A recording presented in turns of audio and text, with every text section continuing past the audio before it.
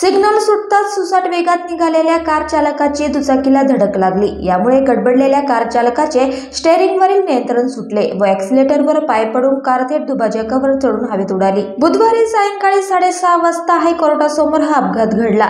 संदेश जाधव, राहणार चैतन्यनगर असं कार चालकाचे नाव असून प्रशांत मिसाळ ह्या दुचाकीस्वाराच्या नाक, चेहरा व हातापायांना गंभीर दुखापत झाली। वाहतूक पोलिसांनी दिलेल्या माहितीनुसार सायंकाळी 6:30 वाजण्याच्या सुमारास जाधव यांच्या कारमधून हायकोर्ट सिग्नल सुटताच वेगात निघाले होते।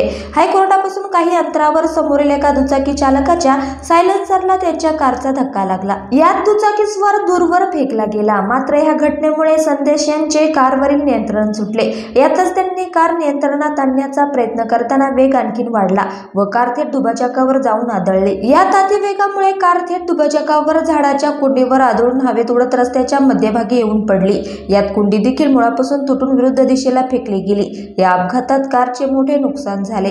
संदेश यांनी सीट बेल्ट लावलेला असल्याने कार हवेत उडून खाली कोसळून देखील त्यांना फार इजा झाली नाही। ते सुरक्षितरित्या स्वतःहून कार बाहेर आले। मात्र दुचाकीस्वार प्रशांत हे गंभीर जखमी झाले। कारच्या मागेच असलेले शरद जागीरदार, राहणार कैलासनगर यांनी दुचाकीस्वाराला बाजूला बसवत त्यांनी दुचाकी बाजूला केली। घटनेची माहिती कळताच पोलिसांनी धाव घेतली। त्यानंतर प्रशांत यांना रुग्णवाहिकेद्वारा रुग्णालयात दाखल करण्यात आले।